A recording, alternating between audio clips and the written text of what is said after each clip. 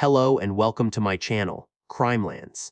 Today, we will discuss a real-life case in Diston, North London, about a child who was shot and what led to this serious incident.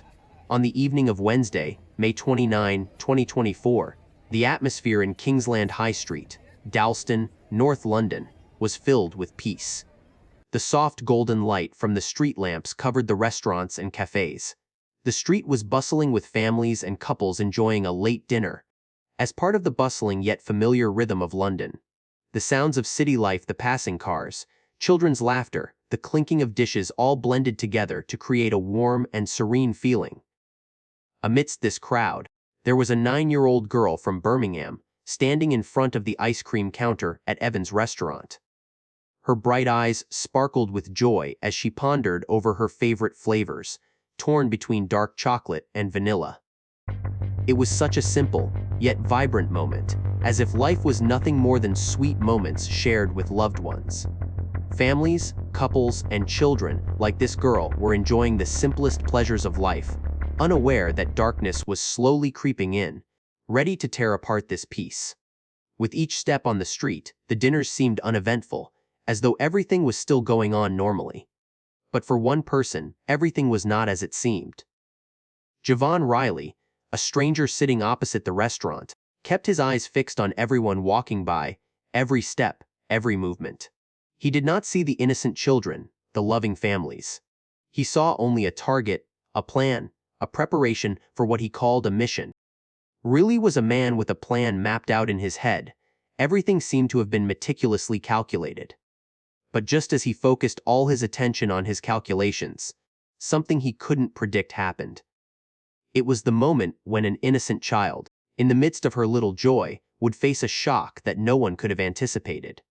And from that moment on, nothing would be the same in this peaceful place. Now, let's pause and reflect on these details. Behind every face, every step, every shimmering light on the street, there is an untold story, fragments of life we never knew. What seems ordinary may hide something horrifying. And that night, everything would change forever. Javon Riley sat silently at the bar opposite Evan's restaurant, the pina colada in his hand, merely a meaningless decoration. The dim lights in the bar cast shadows across Riley's face, highlighting his sharp, emotionless eyes. In those eyes, there was nothing but cold calculation, nothing but numbers and plans, all perfectly drawn out. He observed every movement of the people sitting outside the restaurant, not to enjoy the scenery, but to spot the weaknesses of his targets. 3 men from Hackney Turks, Mustafa Kaislan, Kenan Idogdu, and Nasa Ali sat smoking, chatting casually in the peaceful air of a late evening. But to Riley, these men were not dinner guests. They were targets. All 3 were people he had to eliminate. To the passers-by, this scene was unremarkable, but to a strategist like Riley, it was a puzzle. Every table, every movement, every passing car was a part of his equation. Riley's focus never wavered from the smallest details. The footsteps of pedestrians, the traffic on the street, and even the lights from the signs all were remembered, calculated second by second. Riley knew that if everything went according to plan, he would only need about 60 seconds. 1 minute, no more, no less, to carry out the attack. The Ducati monster, a beast on the streets, fast and powerful, would bring his gunman to the target. Riley had studied the streets meticulously, familiar with every turn, every street, every escape route. He knew exactly the path, the stops, the turns that would lead him to safety after the job was done. He wasn't the one to pull the trigger. Riley was the one behind the scenes, the one who supervised and coordinated. He trusted in his own abilities, in the meticulous planning of each step, in the plan that had been programmed perfectly. No mistakes, no unexpected situations that he hadn't accounted for. And he wondered, would any of these people, his targets, ever think that they would be the next to pay the price in this never-ending war? But just as Riley continued watching the people relaxing outside the restaurant, a gentle breeze swept by, carrying the scent of May. This moment, calm and simple, was completely opposite to what he was about to cause. Outside, everything seemed normal, but inside Riley, another sound echoed. It was the countdown of time. The plan was ready. The adversaries had no idea that. In the moment they were enjoying the simple pleasure of a dinner, they were becoming the target of an attack they couldn't escape. Everything had been calculated, but no one could predict what would happen next. The sound of the Ducati monster's engine suddenly cut through the calm of the night, its roar rising high, like a warning, a sign that something terrible was about to happen. The streetlights dimly illuminated, reflecting the shadows of pedestrians, those enjoying the last moments of the day in the pale golden light. But at that moment, everything changed. With a skilled movement, the gunman on the Ducati revved the engine, accelerated, and stopped in front of Evan's restaurant. The whole space seemed to freeze for a moment. All eyes were focused on the motorcycle. The dining tables fell silent. Before anyone could realize what was happening, suddenly, 6 gunshots rang out in rapid succession.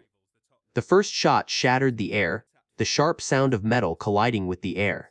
Then came the second, the third, each shot firing like a broken chain of events.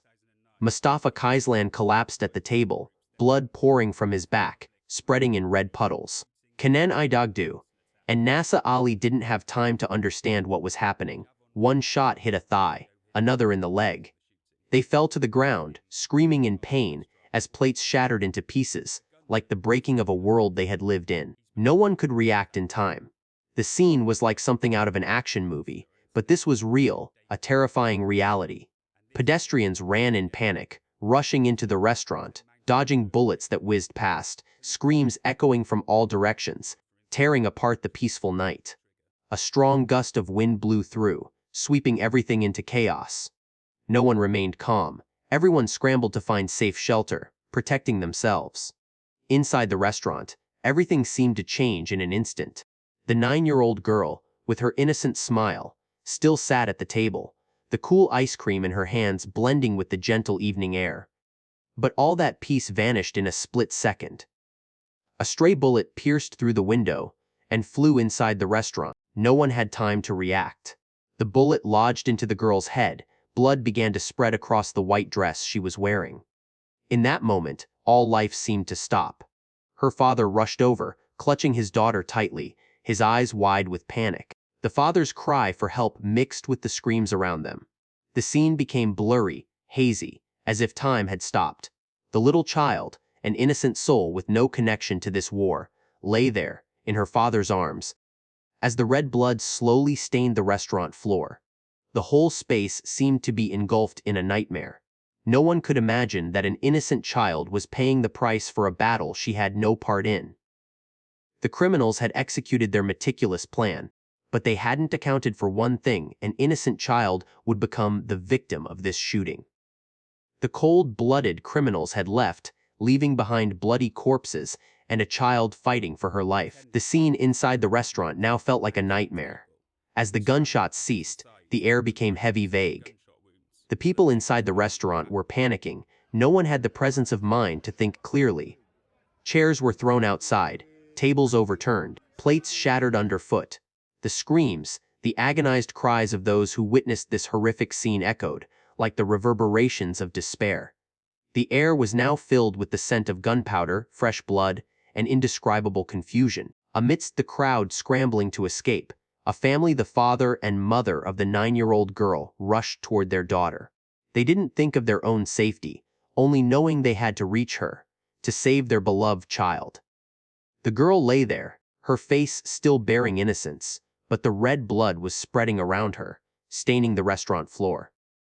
The father knelt down, his hands trembling as he picked her up, holding her tiny body tightly, as if he wanted to breathe life into her with every breath. Mom, I'm fine." The girl stammered, her hazy eyes gazing at her mother, her weak mouth trying to say comforting words. But her mother could not say anything. A pain beyond description surged within her, but her hands continued to stroke her daughter's head, as if to reassure her, as if to tell her that everything would be all right, that her mother was always there, always by her side. The next moments were filled with nothing but the sound of heavy breathing, the father's cries for help merging with the screams from those around. Despair enveloped the entire space. Everything seemed to stop in that moment. All the lights in the restaurant became dim, leaving only life and death intertwining, an unequal battle. The father held his daughter tightly, but in his eyes was confusion, helplessness. He looked at the wound on his daughter's head, knowing that time was running out, knowing that every precious second could determine his daughter's fate. The girl's mother, in overwhelming fear, rushed outside to call for an ambulance. Her feet felt heavy, each step a battle against her own fear. Just a few minutes passed, but it felt like a century. Doctors and nurses rushed in. Professional hands, yet filled with tension and urgency. They couldn't wait. They had no time to think. The girl was placed on a stretcher, every second growing more valuable than ever. The doctors were there immediately, medical tools at the ready, blood still flowing, but they couldn't stop. They had to save her. The sound of the ambulance siren grew louder, and soon it was speeding toward them. The flashing red lights flickered like rays of hope in the darkness. The father hurried to the ambulance, his face now full of worry and exhaustion, but he couldn't let go of his daughter. That was all he could do. With each step he took, his heartbeat quickened, but it was also the breaking of a father's heart, worried for the life of his precious child.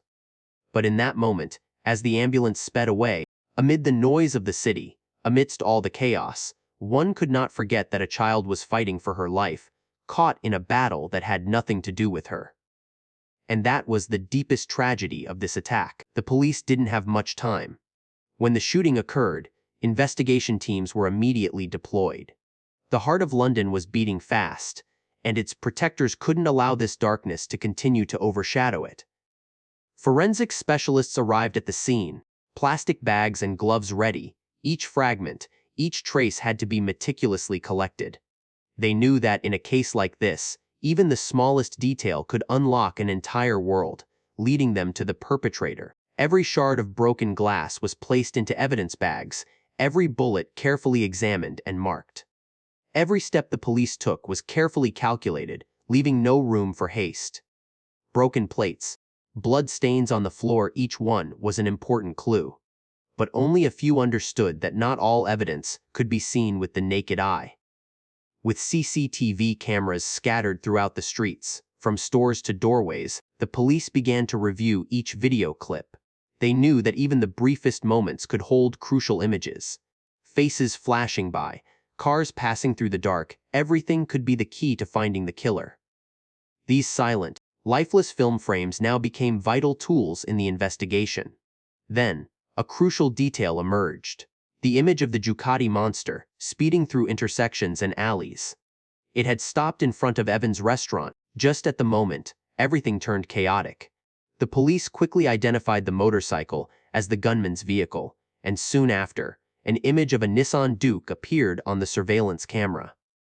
The police continued to track the route of the Nissan Duke. The path it took was clear and easily traceable, but they knew this was no ordinary chase. Every turn, every street, every intersection was a piece of the puzzle they had to assemble, one piece at a time, until the entire picture was complete. The car stopped at a secluded street, an empty area, and minutes later, the Ducati disappeared, leaving the Nissan Duke moving alone. They retrieved data from automatic number plate recognition amper stations to trace the car's route. This data helped the police narrow the scope and gradually piece together what had happened that night.